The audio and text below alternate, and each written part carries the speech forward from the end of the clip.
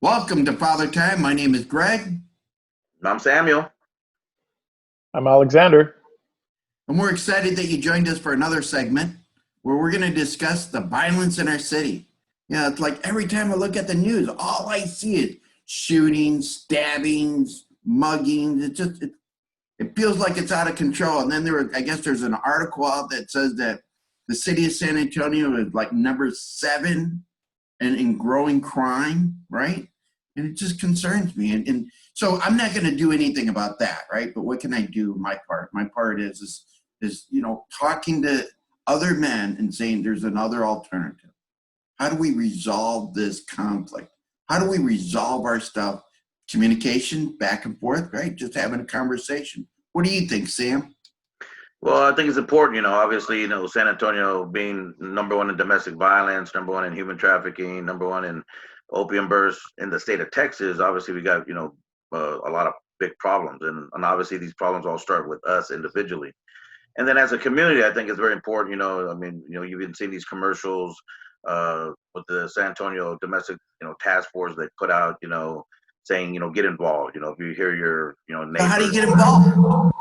You got to What does call that mean? 911. You got to call the police, to get involved, to stop what's happening. We need to educate people on what's going on in their lives. I mean, being that I do facilitate domestic violence classes, if there's one common thread with all these incidents and most of the people that are involved in these incidents is that they themselves are hurt people. They themselves have gone through a lot of trauma. They themselves have not been able to take the time and invest the time that it takes in order to transform their own trauma, but instead they transfer their trauma like most people do. So we're wounded. How do we heal that wounded? Alex, what do you think? So I think, first of all, you can't look at the city. From my perspective, this coming from me. Um, you can't look at the city and say the city is violent. You got to look at yourself in the mirror Great and point. say, hey, it's a lot easier to change yourself than it is to change somebody else. So just real, brief, quick, you know, response to your question, to your inquiry, is that just think about if you've had some trauma in the past, acknowledge the effect that it's having on you, and then try to understand it and how you're processing it, how you're dealing with it, and then realize, is this a positive way or is this a negative way? Um, Yeah. Positive ways I would be is something like talking, communicating, talking to somebody else, maybe even drawing, maybe even writing music, exercise or something. That's a good way to kind of handle the feelings that come with that trauma. If you're handling it with drugs or alcohol, then I think that's only going to make it worse, which I think in most cases leads to violence. So to me, just take small steps with in yourself to making it better and better each day. Well, and I like that. I mean, really. I mean, so instead of me picking up my fist, maybe I call a good friend and say, I am just so upset over this, right? What do Well, you I mean, what's well, practical? but let me put it this way, because one of the comments you made was like, you look, I think you said, like, you look on TV or you look on social media and you see, this violence, somebody got shot or somebody got stabbed or beat up or this and that. You just got to eliminate that from your life. If you have, when you see that post come up on your page, I'm trying to see if you can, when you see that post come up, right, just don't look at it. Say, hey, I don't want to see that, and But delete it, get it out of the way. And hey, I don't want to see that. Or but when I I'm don't. watching TV, and they say, you can tell coming up next, somebody got murdered. Don't wait for that story. But Why do you that's need not. to know that? Just Hold on, move Alex. on. Just Alex. change Alex. it That to isn't. something more positive. That's not. So ignoring it is one thing, right? I'm asking. If I see my friend down the neighborhood who's losing his stuff, right, and he's Mhm. upset, and I'm worried that he's going to do something, I feel like I have a responsibility to say, "Hey, man, are you okay?" want to talk about it.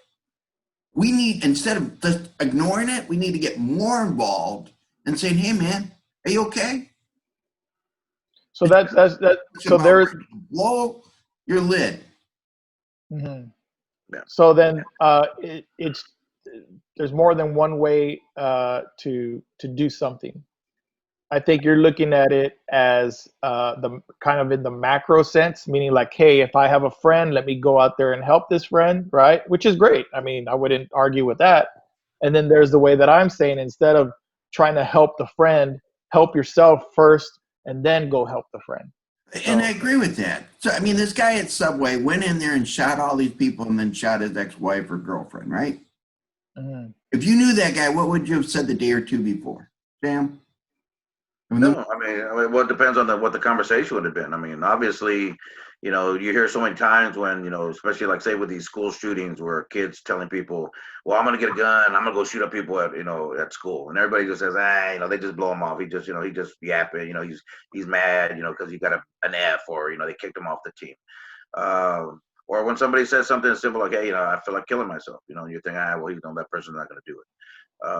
Words are very powerful, you know, and I guess it depends on the context when you're having a conversation with somebody that if they do mention, hey, you know, like if one of you guys, you know, you guys are, you know, very beloved friends of mine, and if one day you guys are just down on your luck or just, you know, things aren't working out for you, and you just say, man, I just feel like killing myself, and I'll be like, whoa, whoa, whoa, whoa, whoa, whoa. What do you mean by that, dude? I mean, come on, I mean, you know, and then have that discussion, you know, because you can't just let these words go by.